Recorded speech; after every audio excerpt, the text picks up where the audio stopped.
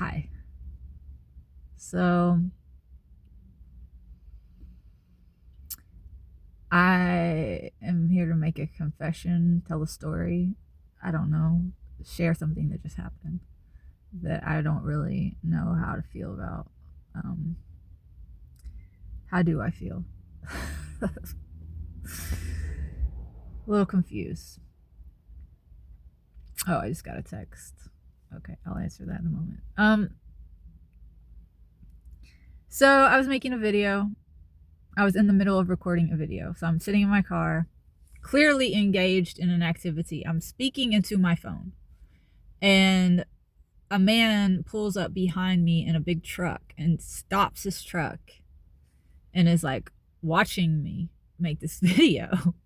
So I like put down my phone, look at him like, what's up, bud? Like, this is a little awkward. This is weird. Like, am I not supposed to be parked here? This is what I'm thinking. Like, I park here every day. I'm just outside of the sauna, like across the street from the sauna where I park. It's public parking. So I know that shouldn't be the issue, right? And so the guy gets out and starts coming over to my car. So I open the door. I'm like, can I help you?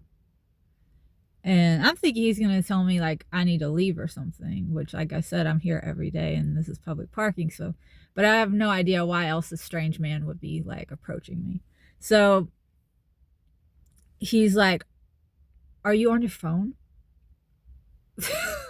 Which clearly I'm no longer on my phone. He just saw me put my phone down in order to talk to him because he was staring at me.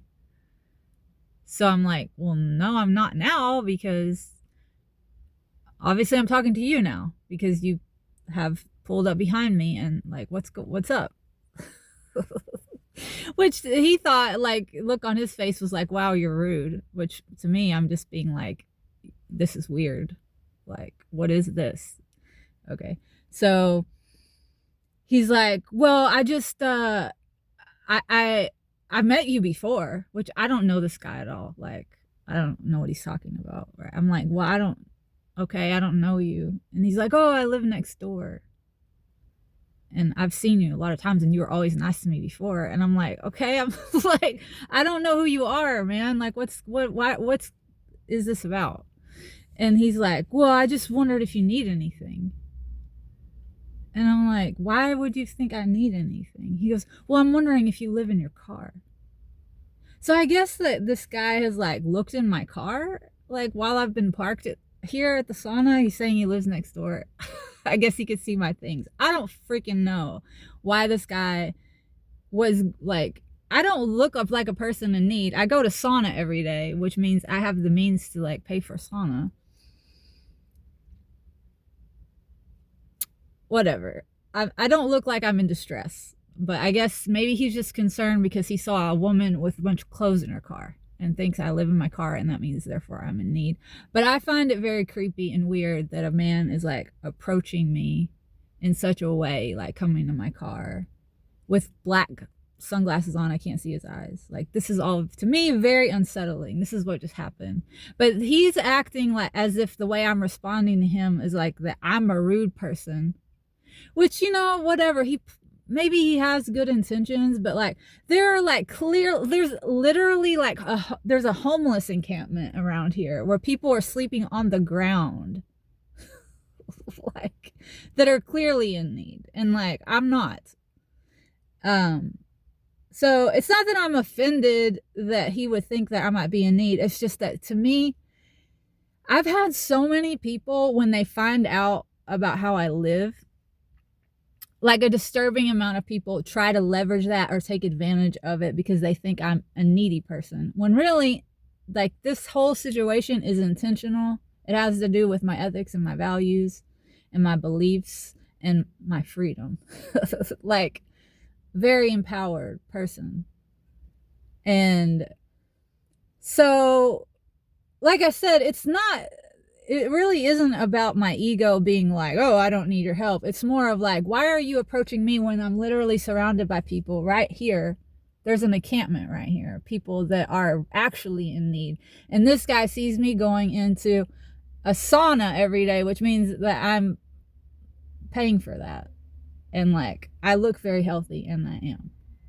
So to me, it feels like a man trying to like save a lady who actually doesn't need saving, but like maybe he could get something out of it. Like, that's the way that I'm being triggered right now.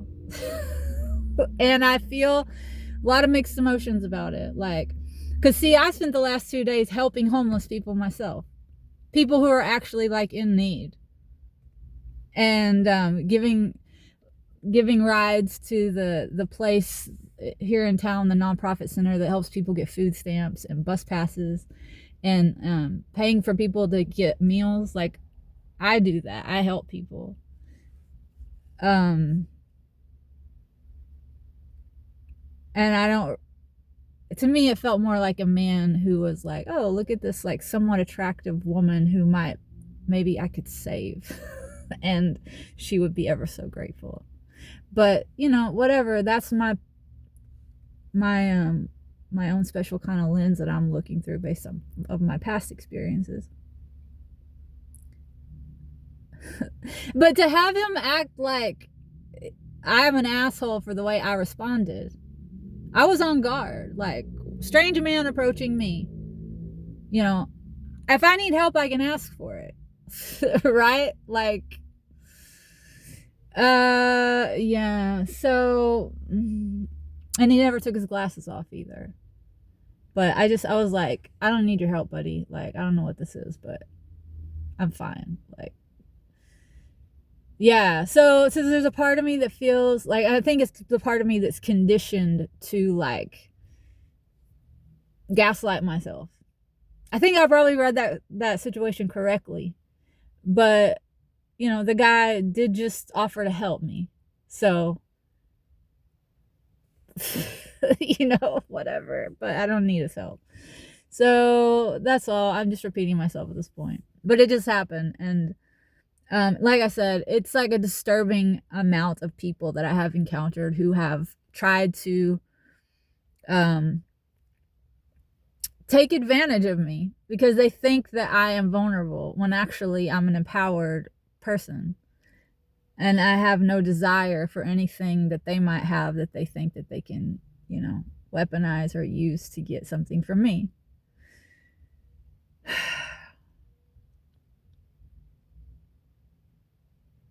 There's a lot of that going on in this world. And if people truly want to be free, you know, I think the key to freedom is to not need things that you actually don't need. To not convince yourself that desires are needs. Because to the degree that you have, you know, desires is the degree to which you can be, you know, compromised or taken advantage of by people who might have those things that you so badly desire. I don't even know if that made sense, but he ain't got nothing I desire. Oh, the energy of that felt predatory.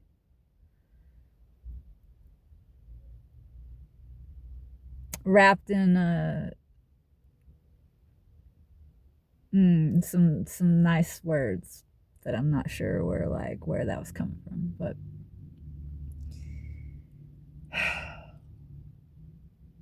I broke down yesterday.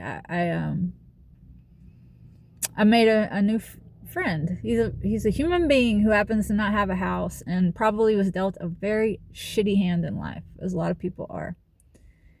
This man has nothing. He's pushing around a shopping cart full of random things, a blanket, a pillow, various toiletries. That's all this man has.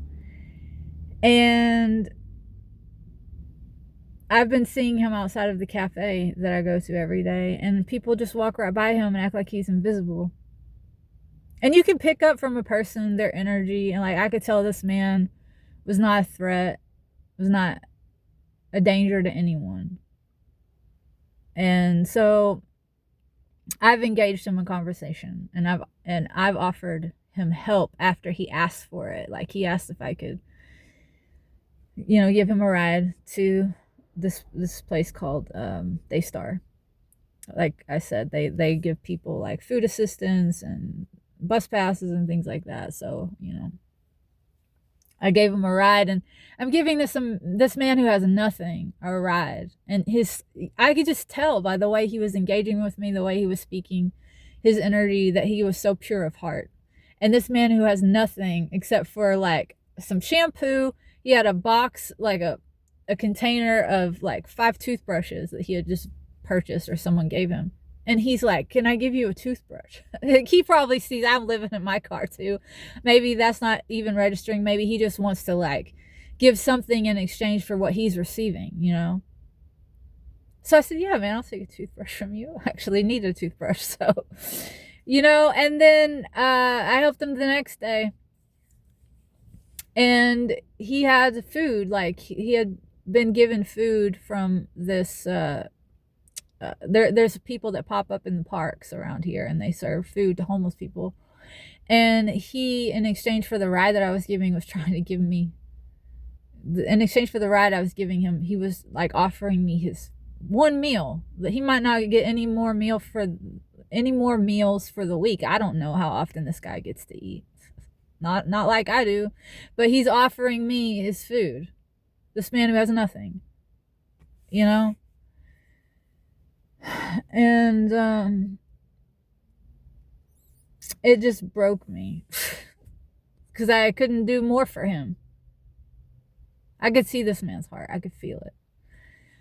And, you know, I was able to give him a ride. I was able to give him some money to grab some lunch. And I had an extra coat that I was able to give him. But I just, you know, I know that people try to take advantage of that dude or offer him something and then say, oh, because I gave you this, I expect this in return from you. I know, because it has happened to me when I actually have been in a vulnerable position. I've had people help me out before and then want my body, think that they should have access to my body for the help they've given me, or steal from me, take money from me because I can't fight back or like speak up for myself. I know what it's like to be a vulnerable person. This world is not a good place to be when you are vulnerable and needy. And I feel like this guy just thought that I was that and might like to try to capitalize on it. But yeah, this guy that I've been helping the last couple of days, like, I wish I could do more for him, for people, for my brothers and sisters. But what could I do? You know, I mean, what else can I do?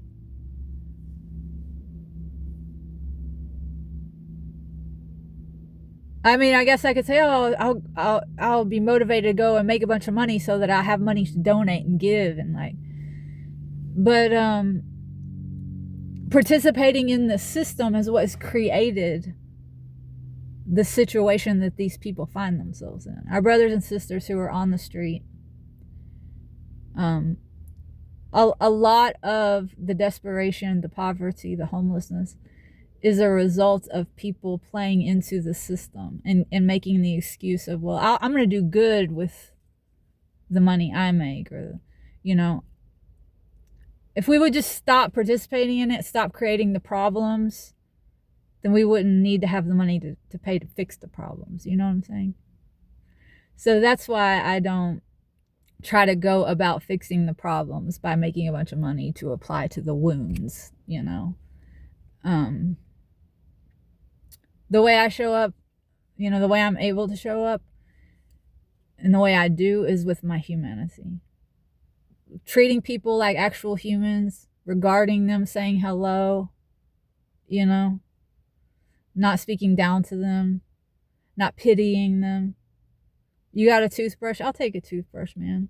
You know? Yeah, thank you. I have a little extra money. Yeah, I'll buy you some lunch. You know, I've had people I've tried to like help them set up ads on Craigslist. Like if they have a phone, a lot of people don't even have a phone, but I can show them how to do that so that they can get emails or phone calls about potential jobs. And like, but it's so hard for people who are on the streets who don't have, a lot of people like this guy that I helped, he didn't even have an ID. You know, he doesn't have an address and he doesn't have an ID, which is a hard spot because you need an address in order to get your ID, right? And you need an ID in order to get an address. So where do you go from there? You go stand on the corner with a cardboard sign and ask for handouts, and get talked down to and get humiliated, or get preyed upon. A lot of people. So, anyways, I know I'm rambling. I wanted to share that because I was really confused about what I was feeling, and I'm feeling guilty about my natural, genuine reaction. And I think it was actually on the money. I think it was. But, yeah, I don't need anything from them, man.